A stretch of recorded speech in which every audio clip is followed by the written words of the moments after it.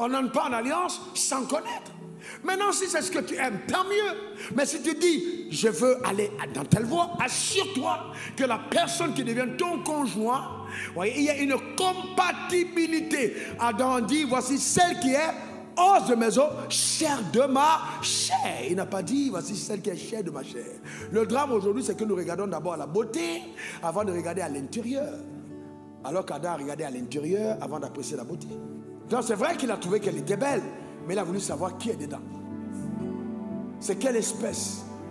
Parce que quand il dit os de mes os, il est en train de rechercher, c'est une compatibilité. Il a vu que la guenon était avec le cerf, il a vu que la poule était avec le coq. Il s'est dit, si je dois prendre une partenaire, il faut qu'elle soit comme moi. Le drame, c'est que nous ne recherchons pas ça, mais nous disons, il me faut une femme qui soit belle.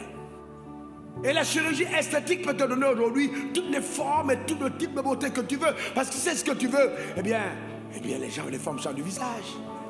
Tu vois une femme il y a 15 ans, aujourd'hui, tu la vois, tu ne la reconnais pas. Si elle veut être blanche, elle est blanche. Un nez, tout ça, tout est changé. Eh bien oui.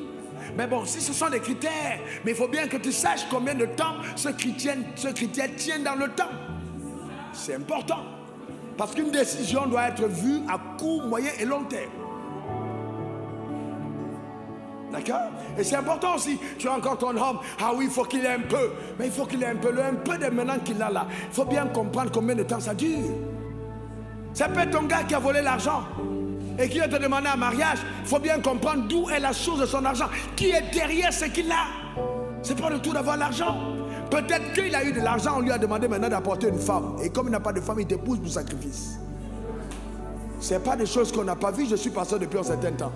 Et vous ne pouvez pas savoir le nombre de pays que j'ai déjà fait, combien d'églises je suis parti, le nombre d'histoires que j'ai entendues. C'est incroyable. La vie qu'on mène là, elle n'est pas simple. C'est pour ça que l'attachement à Dieu doit être quelque chose de très profond. Dans le fondement, spirituellement, bâtissez avec sagesse. Bâtissez avec sagesse. Il faut vous assurer, même à l'église, priez. Je vous autorise. Demandez à Dieu, montrez-moi, montre-moi, Dieu, qui est mon pasteur. Ne mets pas ta tête sous n'importe quelle autorité. Aie la conviction, sache qui est ton pasteur. Il est qui? Ah oui, tu ne peux pas prendre ta vie, ta femme, tes enfants. Venez vous asseoir dans l'église sans savoir qui est le monsieur qui est en face. Demande à Dieu qui est cet homme. Parle, que Dieu te parle, que Dieu t'instruise. C'est clair et net. Faut pas, votre vie est tellement précieuse qu'il ne faut pas jouer avec. Jamais. Vous comprenez ce que je dis? Jamais jouer avec votre vie, jamais de la vie. C'est ça le drame. C'est qu'aujourd'hui on est là, tellement superficiel, tellement charnel, que nous nous privons de l'écoute de la voix du Saint-Esprit. Et c'est pourquoi les gens sont ballottés et emportés à gauche, à droite, sans aucune productivité. La sagesse, dis après moi la sagesse. Vous savez, quand vous avez de la lumière en vous, quand vous avez de la lumière en vous, comme je disais à quelqu'un, quand je parlais à quelqu'un avant-hier, je disais, chaque fois que je pense à toi, je pense aux lumières. Vous savez, les gens qui ont des lumières sont des personnes que Dieu distingue. Le drame, c'est que nous pensons que c'est parce qu'on est spirituel qu'on est distingué. Dieu distingue la lumière.